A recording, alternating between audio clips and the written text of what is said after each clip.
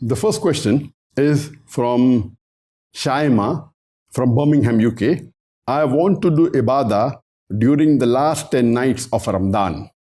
I am suffering from migraine and my doctor has strictly advised me not to stay awake late at night.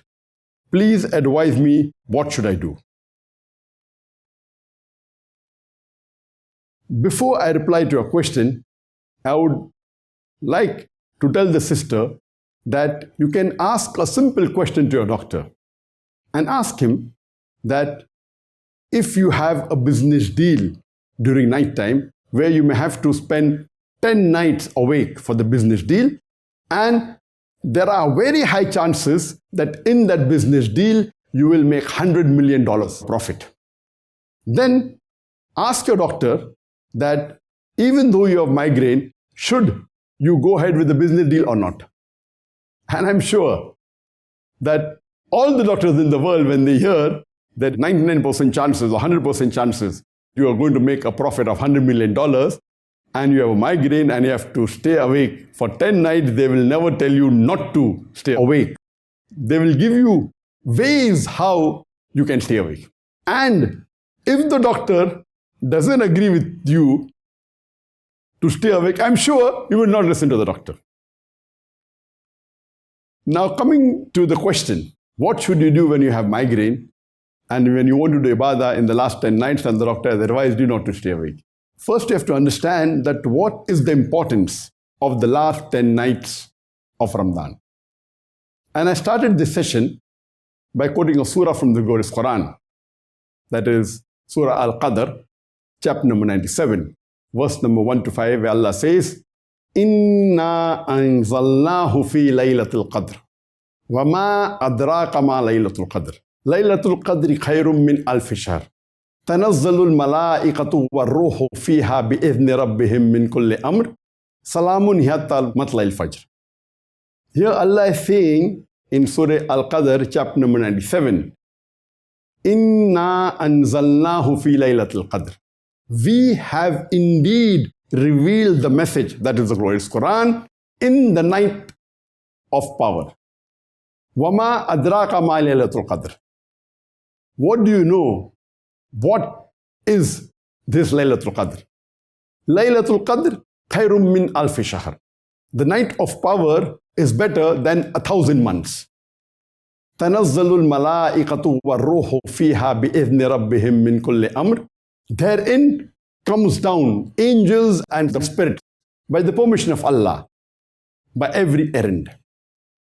Salamuni hatta matla'il fajr.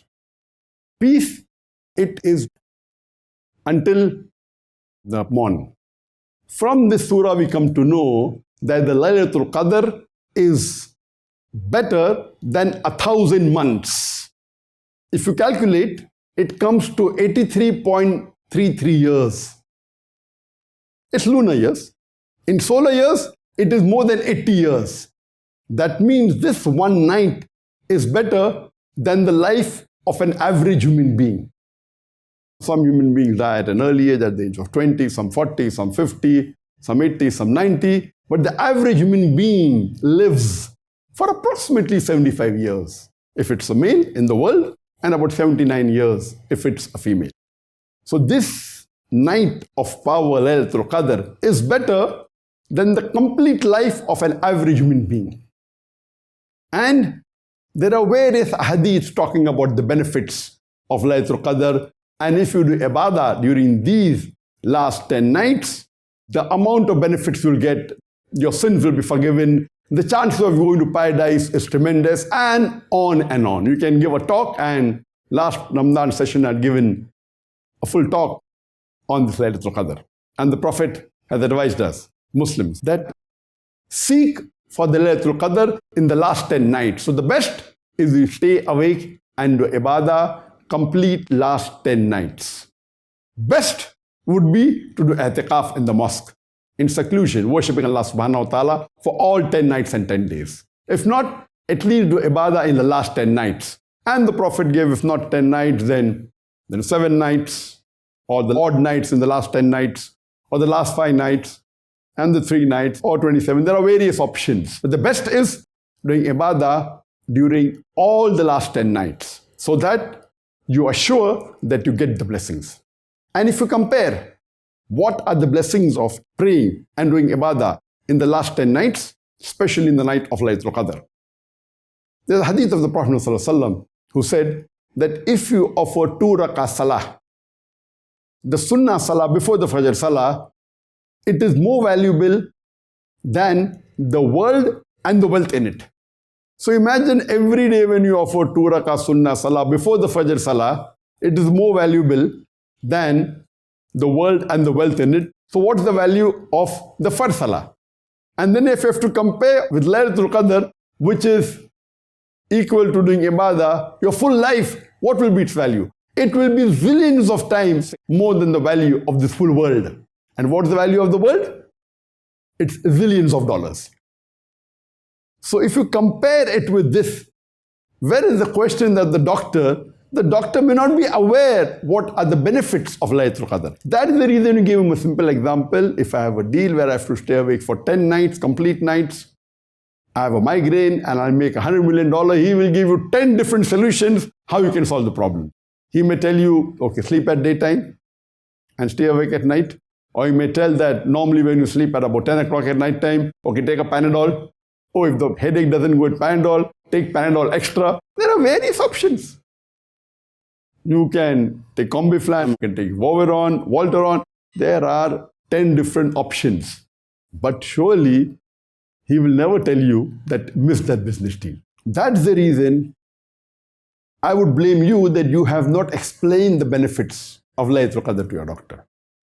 And if he's a foolish doctor and tells you that yet you should sleep, then you can go to another doctor. Or you can surely find out a better way. I will give you one more example. Suppose there is a fire in your house and you're about to go to sleep. Your normal time of sleeping is 10 p.m. in the night because you cannot stay awake late, or 9 p.m. in the night. And when you're about to go to sleep, a fire breaks out in your house. Will you phone the doctor and ask him, now the fire has broken out, should I sleep? I've got migraine. If I don't sleep, I'll get a headache. What will you do? You will not phone the doctor. You will put off the fire. Because you know, if you don't stay awake, the loss would be tremendous. Imagine, if you miss the Laylatul Qadr, if you do not do ibadah during the last 10 nights of Ramadan, what are you missing? You're missing your full life's ibadah. It is billions and zillions of times more expensive than your house. So at that time, you will not phone the doctor. You will see to it that even if you have to stay awake the full night, you will and put off the fire so that you save whatever you can of your house.